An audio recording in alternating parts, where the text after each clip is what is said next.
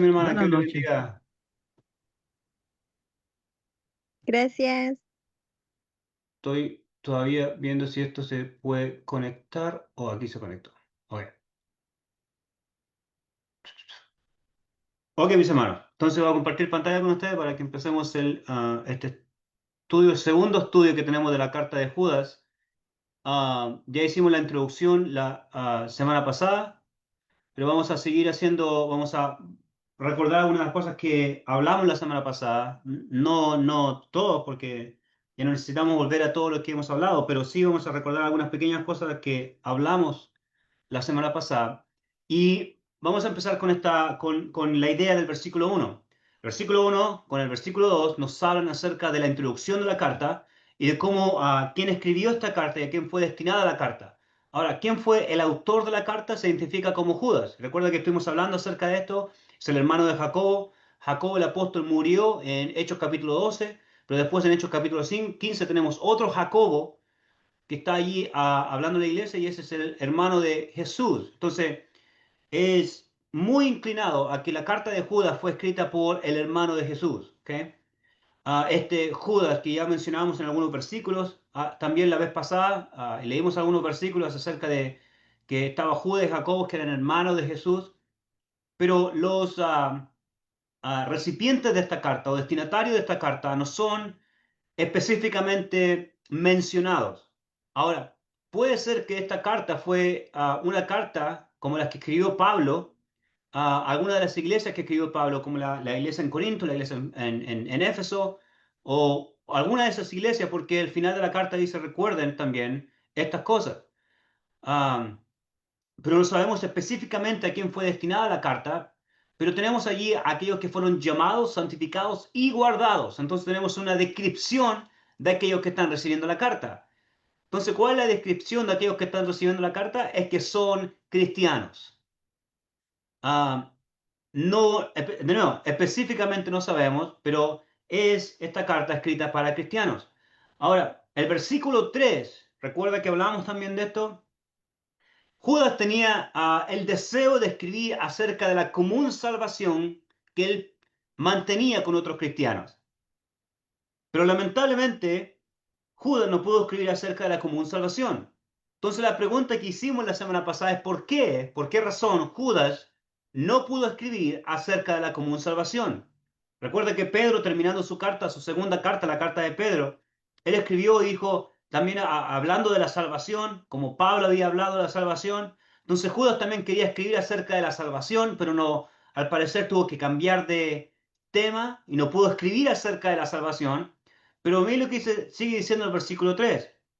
Dijo él, me ha sido necesario escribiros exhortándolos. Entonces, quería escribir acerca de la salvación, pero terminó escribiendo acerca de qué cosa?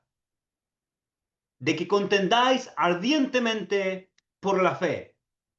Entonces, ¿qué fue lo que hizo que Judas cambiara el sentido de su carta? ¿Qué fue lo que Judas hizo que cambiara el deseo de no escribir acerca de la salvación, pero escribir acerca de la común, de contender ardientemente por la fe? Ahora, hicimos algunas preguntas y una de esas preguntas es, ¿la fe no se refiere a mi fe personal, se refiere a el grupo de doctrina que está allí, el grupo de doctrina que está en la escritura, este grupo de doctrina que yo tengo que defender, este grupo de doctrina que ha sido dado para mí, yo lo tengo que defender. Ahora, esa fe es perfecta, pero adivine qué, nosotros somos qué cosa? Imperfectos. Muchas veces nosotros no entendemos muchas veces bien la escritura, no llegamos a comprender la totalidad muchas veces de las escrituras y siempre estamos aprendiendo acerca de las escrituras. Nunca va a llegar un día en que usted diga, ya aprendí todo, no necesito aprender nunca nada más. No, porque vamos a seguir aprendiendo hasta cuándo. Hasta cuándo partamos de este mundo.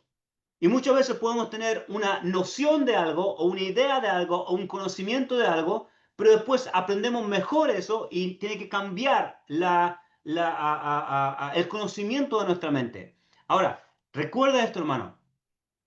Esta fuente de doctrina, este grupo de doctrina, ¿cuántas veces ha sido dado? Una vez. Entonces, si este grupo de doctrina ha sido dado una vez, nosotros deberíamos contender ardientemente por la fe. Ahora, ¿eso significa tratar mal a las otras personas que están pensando diferente que mí? ¿Significa que voy a humillarlos porque piensan diferente que mí? ¿O han visto algo diferente que mí? ¿O entienden algo diferente que mí? ¿Voy a humillarlos, voy a tratarlos mal, o voy a gritarles, o voy a decirles malas palabras? No, eso no se trata de contender ardientemente por la fe, ¿correcto? Contender ardientemente por la fe significa voy a proteger esta doctrina y me voy a mantener allí hasta cuando entienda algo mejor o algo sea presentado que sea de alguna forma entendible, no solamente entendible, sino que haga sentido. No sé si entienden lo que estoy tratando de decir. Hablamos de esto un poco la semana pasada. Pero contender por la fe significa que me voy a mantener en esa doctrina en la cual he creído, ¿ok? Ah, ahora, la pregunta es, ¿por qué Judas tuvo que cambiar de tema? ¿Por qué Judas tuvo que escribir algo diferente? Y ya respondimos esto la semana pasada. Se nos da la respuesta en el versículo 4. ¿Cuál es por qué tuvo que cambiar de tema él? Porque el versículo 4 nos dice, porque algunos hombres han entrado encubiertamente, lo que desde antes habían sido destinados para esta condenación, hombres impíos que convierten en libertinaje la gracia de nuestro Dios y niegan a Dios, el único soberano, y a nuestro Señor Jesucristo. Ahora no sé si recuerda, cuando Pablo le escribió la carta a Tito, él le dice que los cretenses, los mismos poetas de ellos dicen que son bestias glotonas, que hacen cualquier tipo de cosas que no son buenas. Y él dice, muchos que hablan de la fe y que son, de alguna forma, llevan el nombre de cristianos, muchas veces niegan a Dios con sus hechos.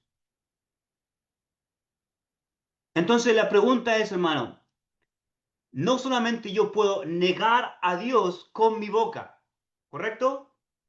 Yo puedo negar a Dios como también, con mis hechos, con lo que yo hago.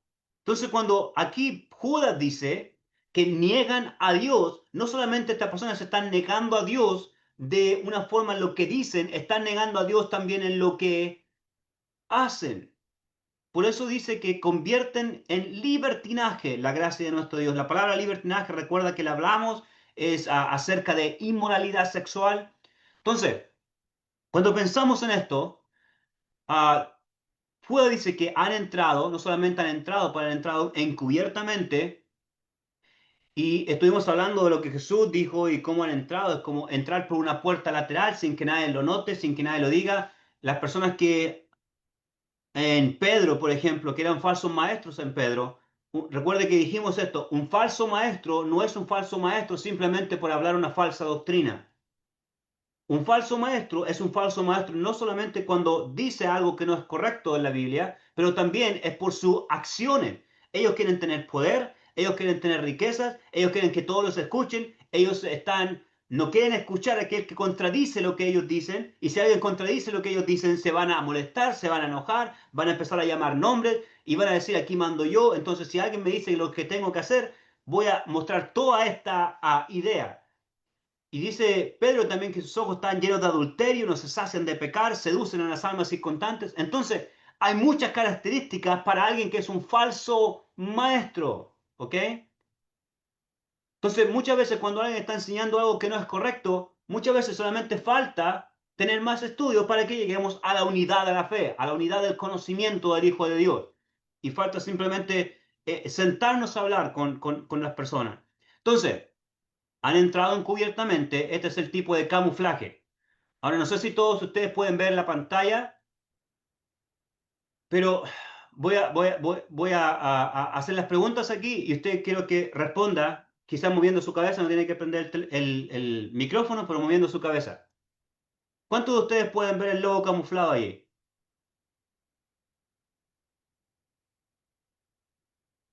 ¿Lo pueden ver? El logo está camuflado entre medio de las ovejas. Se ve como oveja, pero es un lobo. Ahora, ¿cuántos de ustedes pueden ver el camaleón camuflado?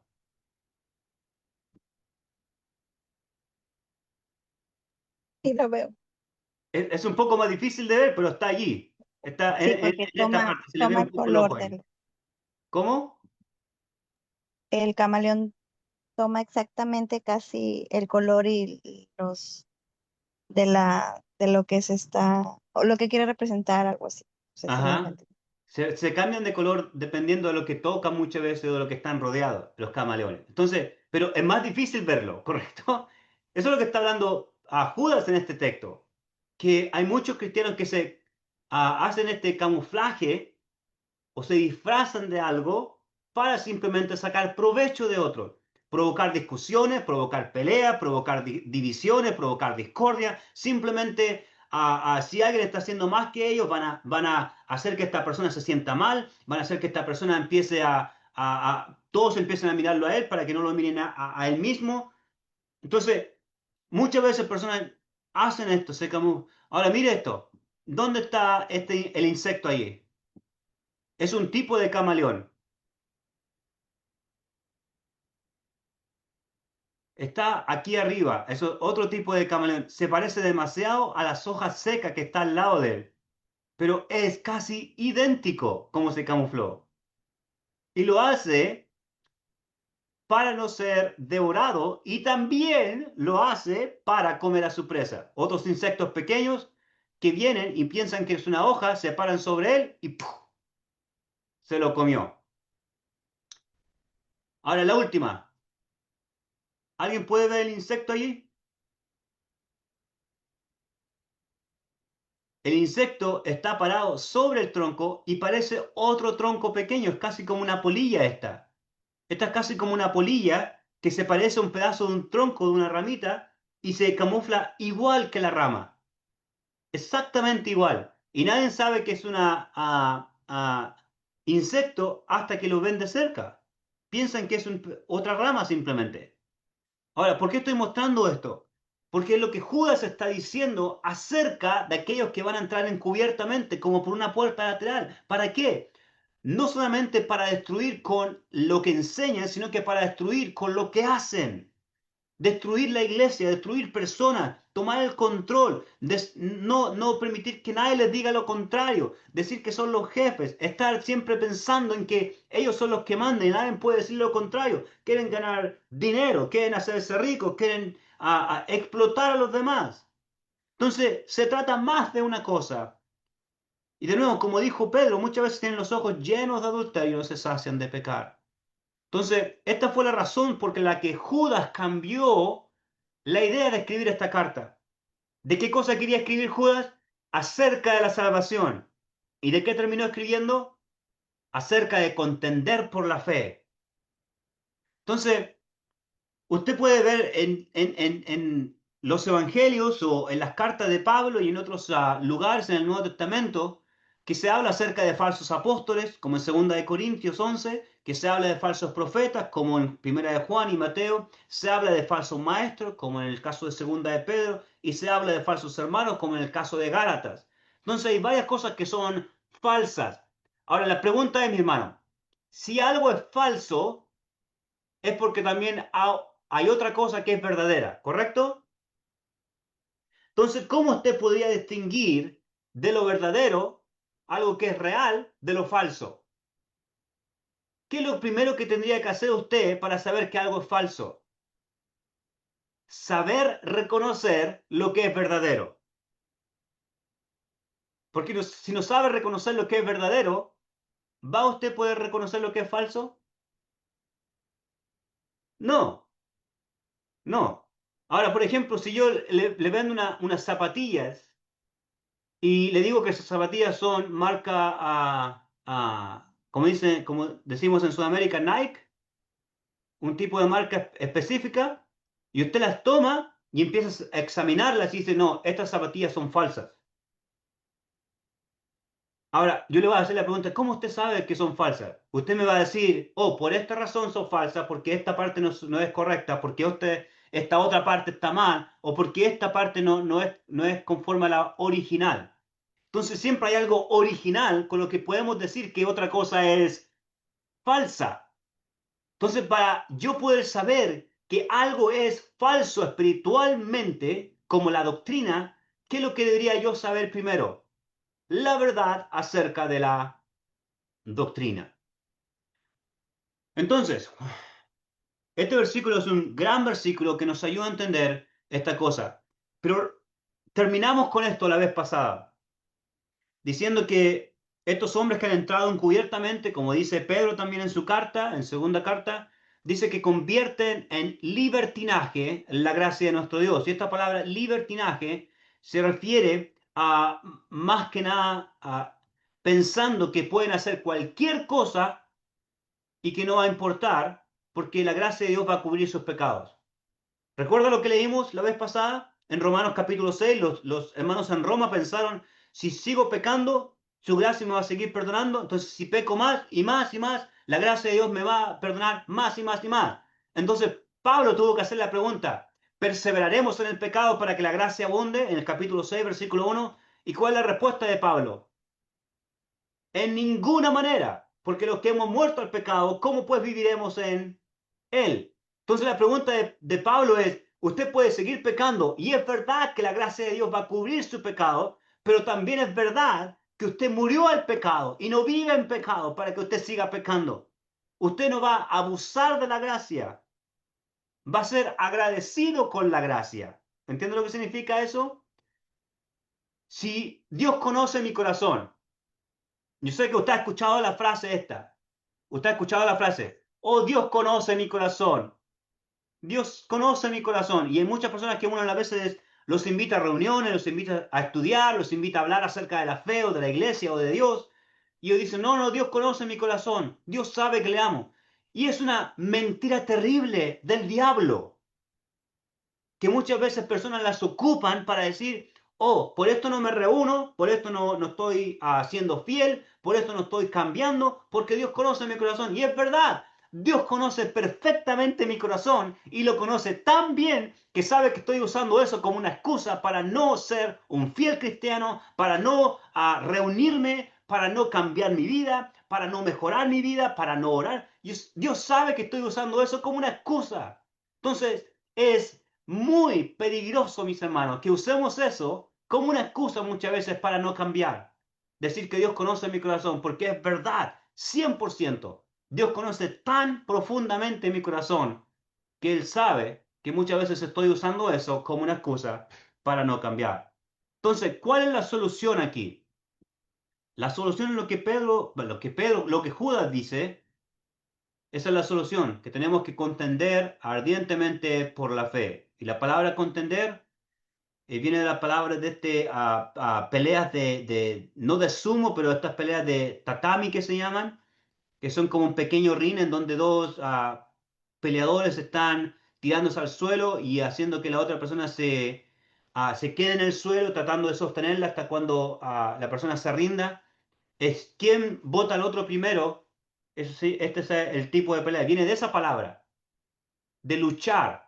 Ahora, la Biblia o la carta de la Biblia azul dice esto. La palabra griega antigua traducida como contender proviene del mundo atlético del tatami de lucha. Y también dice que es una forma fortalecida de la palabra que significa agonizar. Por tanto, contender, dice el escritor, habla del trabajo duro y diligente. Ahora, Strong, la concordancia de Strong dice esto, significa luchar y pelear intensamente.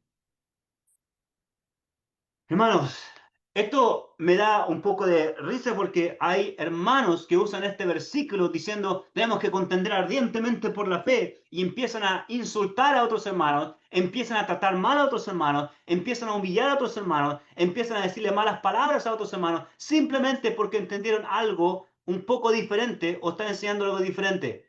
¿Qué es lo que dice 1 de Pedro 3:15? ¿Cómo debería yo tratar a alguien que está enseñando algo que no es correcto? ¿Cómo debería tratarlo? Con mansedumbre y reverencia. Eso es lo que Pedro dice. Estar siempre preparado para presentar defensa de la razón que hay en vosotros, de la razón de la esperanza que hay en vosotros, pero hacerlo con mansedumbre y reverencia. Ahora, yo no quiero tomar mi Biblia y simplemente golpear a alguien en la cabeza con mi Biblia y decirle, entienda de una vez, y dejarle la cabeza plana por tanto que le estoy pegando en la cabeza con la Biblia. Colocarle un pedazo de metal al medio de la Biblia y golpearlo de nuevo para que entienda. Eso no significa luchar intensamente. Yo quiero que la palabra de Dios more, como Pablo dijo, en abundancia en vuestros corazones. Entonces, si yo quiero que la palabra de Dios, obviamente voy a tener el carácter para poder combatir o enseñar la doctrina. Pero piensa en esto, mi hermano. Cuando estamos enseñando y hemos visto o escuchado que alguien está enseñando algo que no es correcto, o pensamos que algo no es correcto, o cualquier cosa, yo no quiero ganar mi punto. Usted tiene que pensar en esto. Usted no quiere ganar su punto. Usted no quiere ganar un debate, porque esto no se trata de un debate. Usted no quiere ganar su punto, yo no quiero ganar mi punto, y cualquier otra persona. ¿De qué se trata esto? De que podamos ganar el corazón de la persona y que podamos ambos llegar a una base en la que podamos tener, como Pablo dijo en Efesios, la unidad de la fe, en el que podamos, no se trata de mi idea, porque yo no voy a salvarle, no se trata de su idea, porque usted no va a salvarme, no se trata de la idea del señor importante predicador de cualquier lugar, no se trata de sus ideas, se trata de qué cosa, de la fe, de lo que la palabra de Dios dice, lo que la doctrina dice. Entonces, muchas veces a mí me han dicho, ah, cuando estaba enseñando alguna lección o predicando o enseñando un libro, algo, ah, y la persona quiere repetir lo que he dicho, me dicen, hermano, usted dice que esto, digo, hermano, yo no digo esto, si usted puede leer el versículo, mantengámonos en el versículo y después veamos la idea global, y usted puede quizás expresar lo que usted piensa y yo puedo expresar lo que yo pienso, pero deberíamos mantenerlos como en la escritura. Y si yo necesito cambiar, y si soy humilde, ¿qué es lo que debería hacer si soy humilde? Y si necesito cambiar. Simplemente cambiar. Si realmente quiero estar bien con Dios, ¿qué es lo que debería hacer? Cambiar mi pensamiento. ¿Recuerda a Apolos? Cuando Apolos estaba predicando el bautismo de Juan, ¿qué hicieron aquí la Priscila? Le tomaron aparte y le expusieron mejor el camino del Señor. ¿Y qué hizo después Apolo? Aquí la Priscila, no me importa lo que ustedes están diciéndome. Yo voy a seguir predicando lo que yo estoy pensando. O no quiero verles nunca más, o no quiero escuchar. No. Apolos en su humildad, él dijo, él siguió predicando, pero ahora mejor, con todo el conocimiento que él tenía acerca de la verdad, expuso mejor el camino de la verdad. Entonces esto es muy interesante y podríamos pasar el resto de la clase en esto, pero esto significa luchar y pelear intensamente por la fe. Y no está hablando acerca de un sistema de creencias personales, está hablando de la fe que ha sido entregada a través de Jesús y los apóstoles. De nuevo, esto es un conjunto de doctrinas o de verdades que deben creerse, defenderse y nunca distorsionarse. Hermanos, déjeme decirle esto, ¿no encuentra triste que lo que debería crear unidad en nosotros, su palabra, lo que debería crear unidad, es lo que el diablo utiliza para crear división? Y nos divide, y nos divide, y nos divide, y nos divide. Algo tan perfecto, algo tan lindo, algo tan lleno de conocimiento, de sabiduría, de amor, de que Dios dejándonos su bondad, su palabra. Muchas veces esto hace que personas la ocupen y cause división. Recuerda Satanás en Mateo capítulo 4, Satanás estaba usando la Biblia, el Antiguo Testamento, para decirle a Jesús lo que debería hacer o tentarlo. ¿Y Jesús qué hizo? También ocupó la Biblia, pero de una forma adecuada. Entonces, van a haber muchas personas. Déjeme presentarle un caso. Estaba escuchando a un hombre aquí en Estados Unidos y él estaba hablando acerca de Lázaro. Cuando Lázaro murió, Jesús tuvo que ir en Juan capítulo, me parece que capítulo 11. Y fue a donde Lázaro, porque Lázaro ya habían pasado 4 días que estaba muerto. Entonces, ¿qué es lo que hace Jesús? Le dice a María y a Marta, remuevan la piedra, ¿correcto? No querían removerla.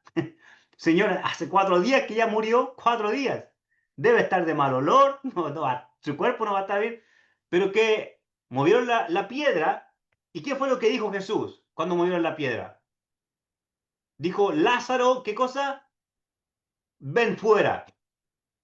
Y Lázaro salió con todo vendado. Hermano, personalmente, este es mi punto de vista. Personalmente no me gustaría haber sido Lázaro en ese momento.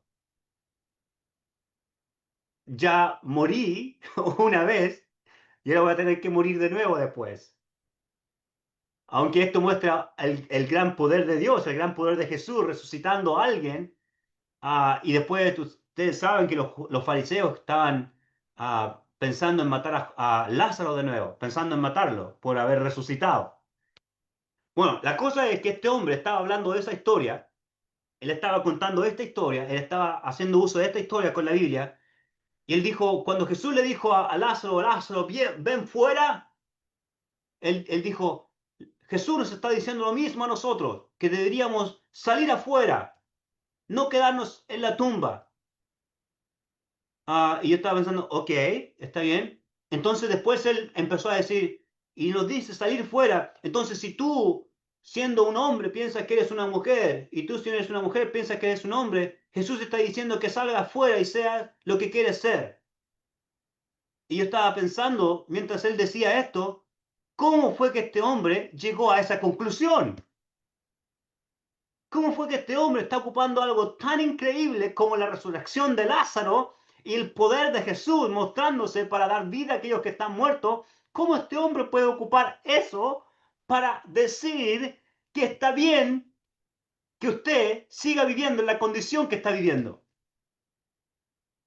Hermano, yo pienso que una de las grandes mentiras del diablo es que muchas personas creen en el mundo religioso que ellos pueden seguir siendo lo que son, que Dios está bien con eso. Y dicen estas frases repetidas veces como, Dios te ama tal como eres.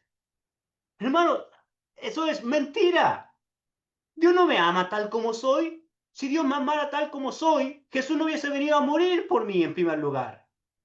Pero Dios no me ama tal como soy. Entonces, como Él no me ama tal como soy, Él me ha dicho que debo cambiar y constantemente cambiar al único a quien Dios, el Padre, ama tal como es. Adivine quién es. Jesús. Pero por mí, yo necesito cambiar constantemente. Entonces, muchas veces personas usan algo bíblico para no simplemente desviarse del camino. Se desvían completamente de la ciudad, se desvían completamente del país, se van a dar una tremenda vuelta a otro lugar y terminan distorsionando las escrituras de esa forma. Y muchas veces lo hacen conscientemente. Entonces deberíamos contender ardientemente por la fe. La palabra de Dios enseña algo y debemos creerlo, someternos y defenderla. No sé cuántos de ustedes han leído los primeros escritos, o los escritos de los primeros cristianos. Después de de las cartas que tenemos en el Nuevo Testamento, hay escritos de primeros cristianos, escribiéndole cartas a otras congregaciones, a otras personas, defendiendo la fe. Y muchas personas simplemente porque no les gusta algo, lo ignoran y algunos simplemente quieren quitar la hoja de lo que no les gusta. Mano, si fuera por cosas que no nos gustan, estaríamos arrancando casi todas las hojas de la Biblia y nos quedaríamos simplemente con la concordancia y con el final. O no me gustó esto, le saco la hoja. O no me gustó este otro, le saco esta hoja también. O no me gustó esto, le saco más hojas. ¿Con cuántas hojas te vas a quedar? No, me quiero quedar con Juan 3:16 que dice que de tal manera amó Dios al mundo que da a su Hijo unigénito para que todo aquel que en el cree no se pierda, mas tenga vida eterna. Me quiero quedar con ese versículo, ¿ok? Y te quieres quedar con el versículo que dice Romanos 3:23 porque la paga o por cuanto todos pecaron y están destituidos de la gloria de Dios. ¿Te quieres quedar con Romanos 6:23 que dice que la paga del pecado es muerte? ¿Te quieres quedar con Romanos también que dice que no hay justo ni aun uno? Todos se desviaron, todos hicieron mal. ¿Te quieres quedar con Romanos capítulo 1 que dice que la ira de Dios viene sobre los hijos de desobediencia? No, muchas personas eso no les gusta. Solamente les gusta escuchar de qué. De que voy a ser prosperado, de que Dios me va a bendecir, de que voy a de que Dios me ama mucho, de que las cosas van a ir bien.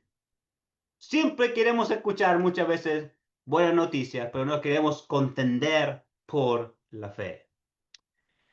Entonces, cuando hablamos acerca de la fe, hablamos también acerca de la verdad que ha sido dada. Y recuerde lo que Pablo dijo a Timoteo, que la iglesia es una columna y es baluarte de qué cosa? De la verdad. Sostenemos la verdad, hermano. Si usted deja de sostener la verdad, ya no es columna de la verdad. Efesios dice que hay una sola fe. Eso significa que hay un solo grupo de doctrina que debe ser seguido. Tesalonicenses, segunda de Tesalonicenses, capítulo 2, versículo 10. Es un versículo que me gusta bastante y que a muchos deberían ponerle más atención. Que muchas veces Dios envía un espíritu engañoso para que algunos se pierdan. Y eso es por causa de que algunos no recibieron, ¿qué dice el final del versículo? El amor de la verdad.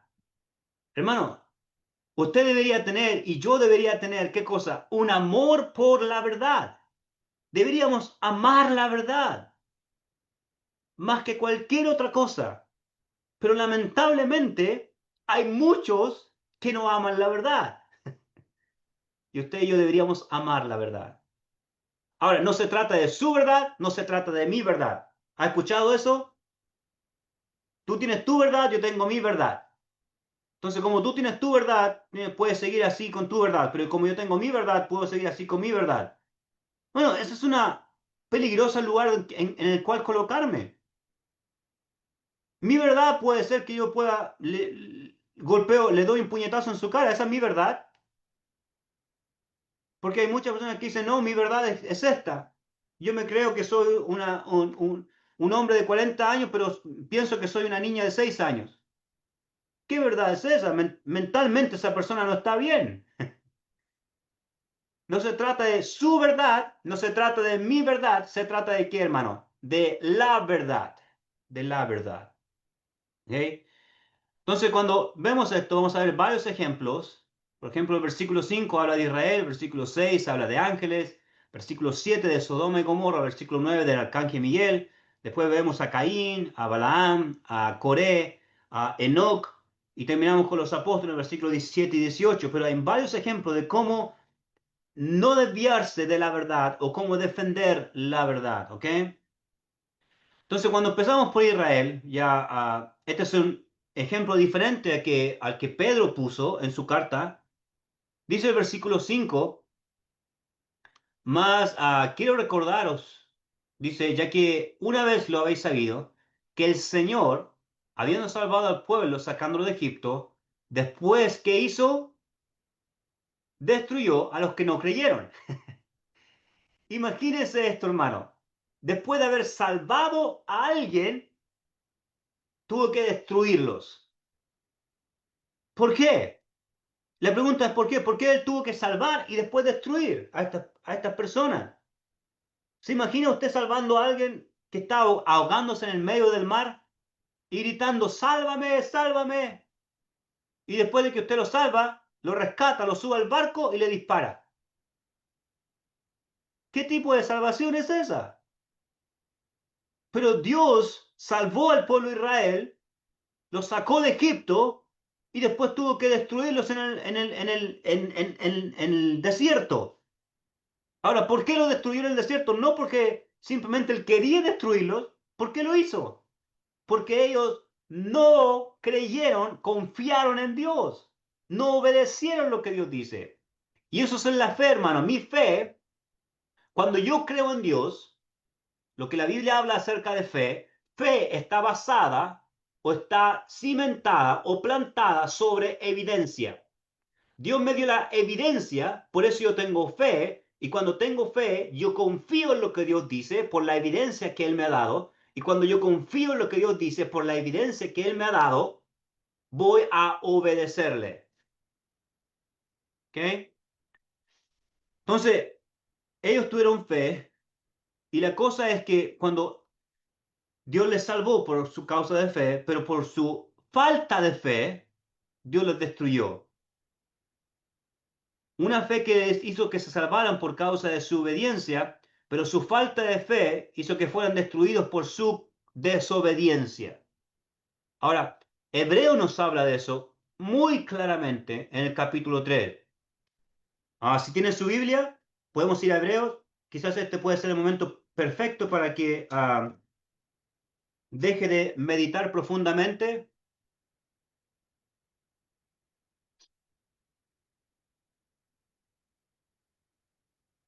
Hebreos capítulo 3, empezando en el versículo 12. Dice el Hebreos capítulo 3, empezando en el versículo 12.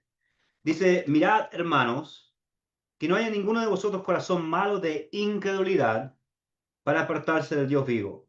Antes dice, exhortados los unos a los otros cada día, entre tanto que se dice hoy, para que ninguno de vosotros se endurezca por el engaño del pecado, porque somos hechos partícipes de Cristo, con tal que retengamos firme hasta el fin nuestra confianza del principio, entre tanto que se dice, si oyeres hoy su voz, no endurezcáis vuestros corazones como en la provocación. Ahora aquí vienen las preguntas que el escritor va a hacer. ¿Quiénes fueron los que habiendo oído le provocaron? Otra pregunta, ¿no fueron todos los que salieron de Egipto por mano de Moisés? ¿Y con quiénes estuvo el disgustado 40 años? ¿No fue con los que pecaron, cuyos cuerpos cayeron en el desierto? ¿Y a quiénes juró que no entrarían en su reposo, sino a aquellos que desobedecieron? Y vemos que no pudieron entrar a causa de qué cosa?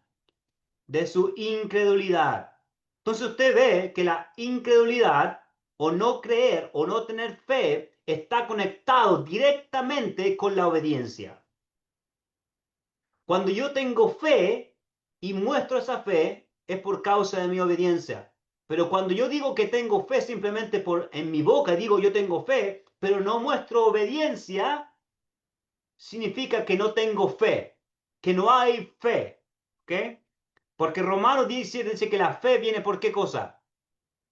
Por el oír. Y el oír la palabra o lo que Dios dice. Cuando yo escucho a Dios, que Dios me dice algo, por ejemplo, Dios me dice, ok, camina por 7 días alrededor de Jericó y el séptimo día vas a tocar las trompetas y vas a gritar y los muros van a caer. Ahora, si yo creo en lo que Dios dice, porque Él me ha mostrado evidencia para creer en Él, ¿qué voy a hacer yo? Caminar por alrededor de una ciudad por 7 días, al séptimo día voy a tocar las trompetas y gritar, y lo que Dios dice va a suceder. Eso es porque creo, tengo confianza y obedezco. ¿Se da cuenta que va conectado todo eso? Entonces, la obediencia es parte fundamental de contender por la fe, hermano.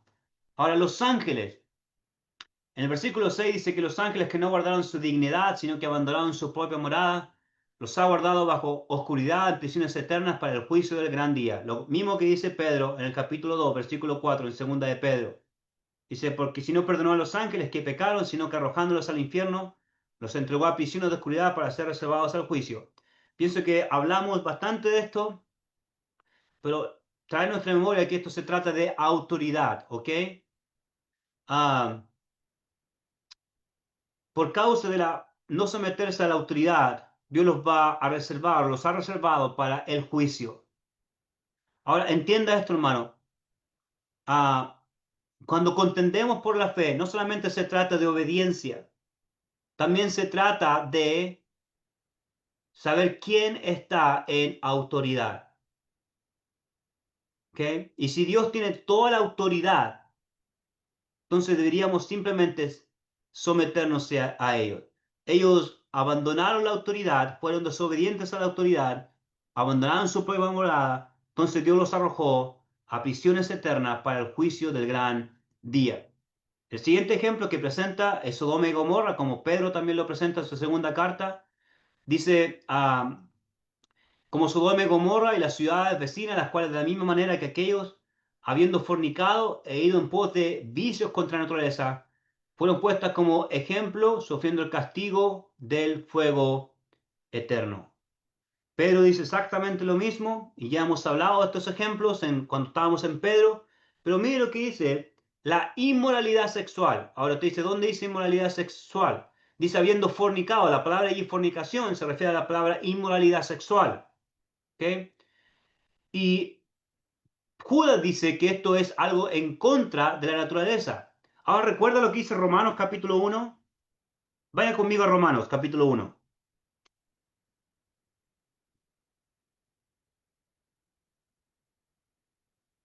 Romanos capítulo 1, empezando en el versículo 24.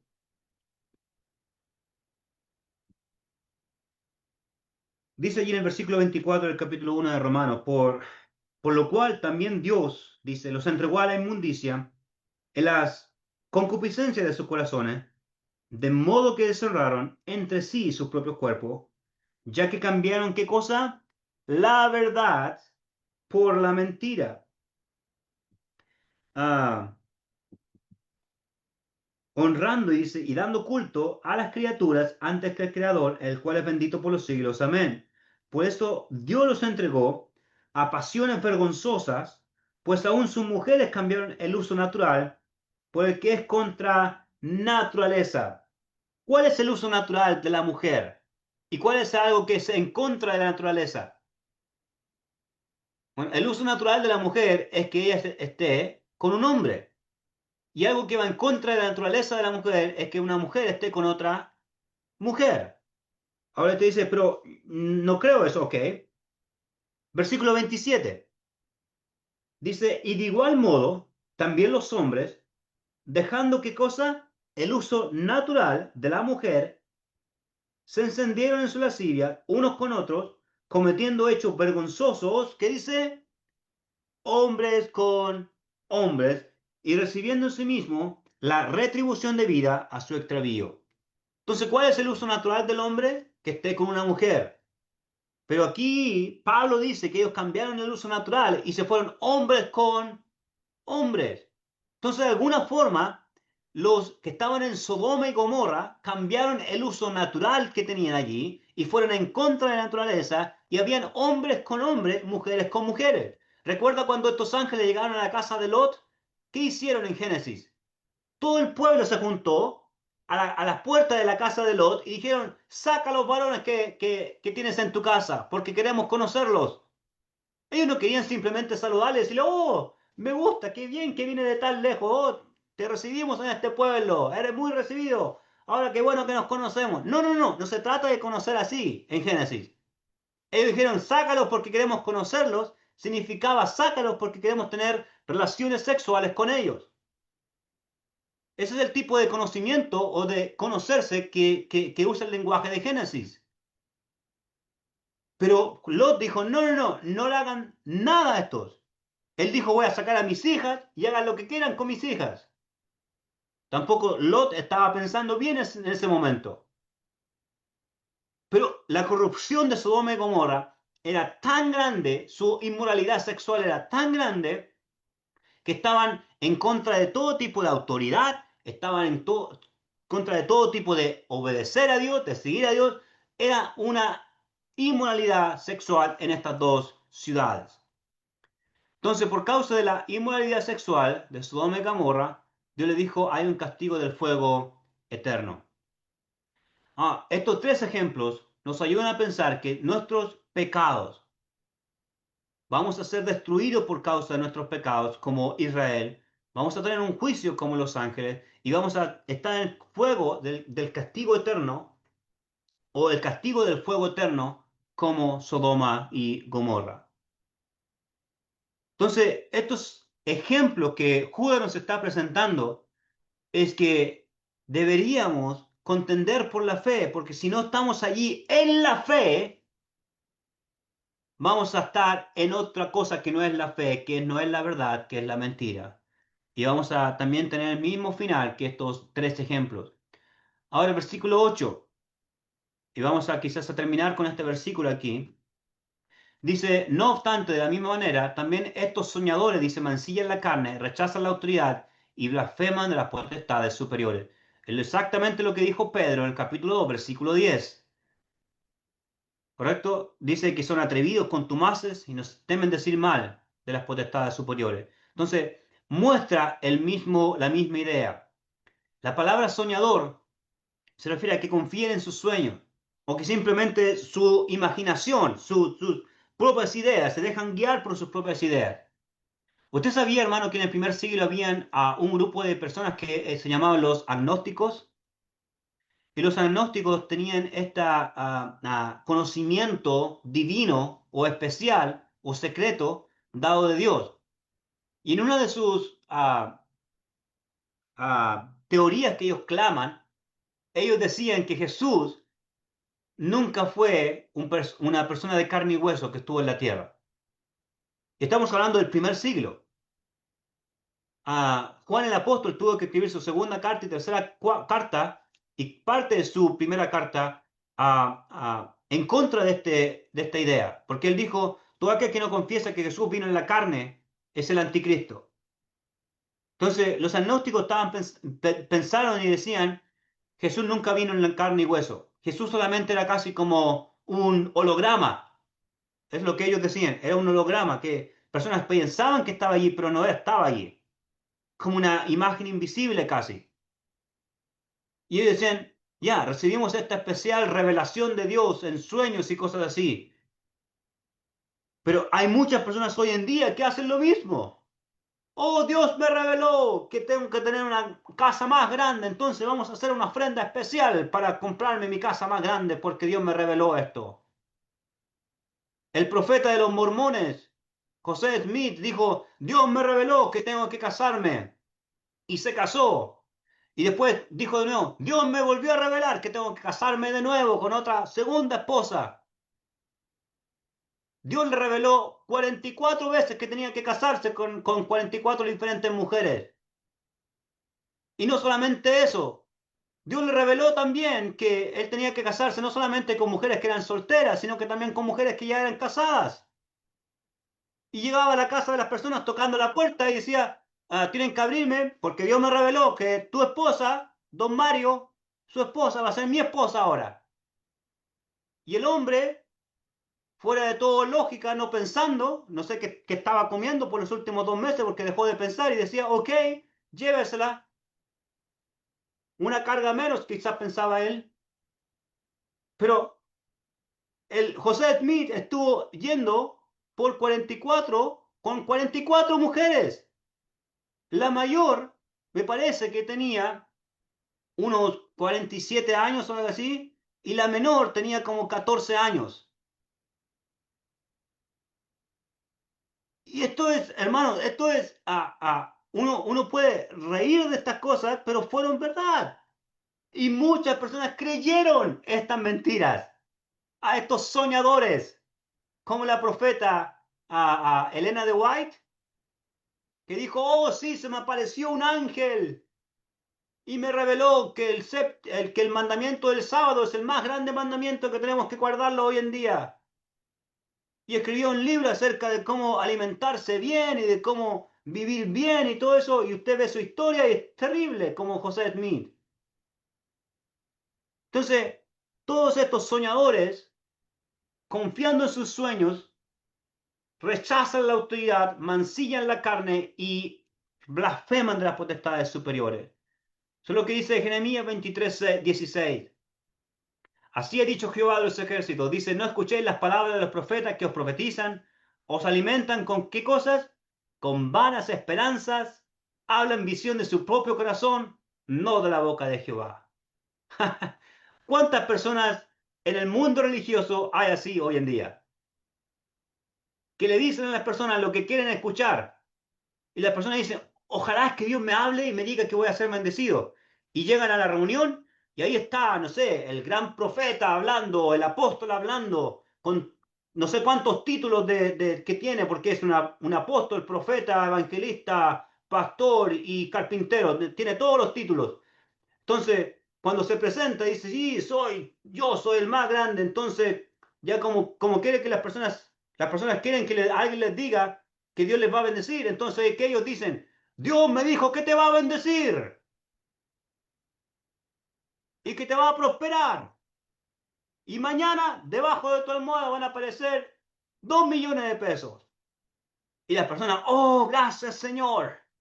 Pero tienes que confiar, porque si no confías, no van a aparecer. El ratón del diente no te va a dejar el dinero. Hermano, hay tantas personas hoy en día que simplemente siguen a estas personas porque quieren escuchar lo que quieren escuchar. Dice, mancillan la carne. Eso significa inmoralidad sexual. Pablo en Corintios dice, huid de la fornicación.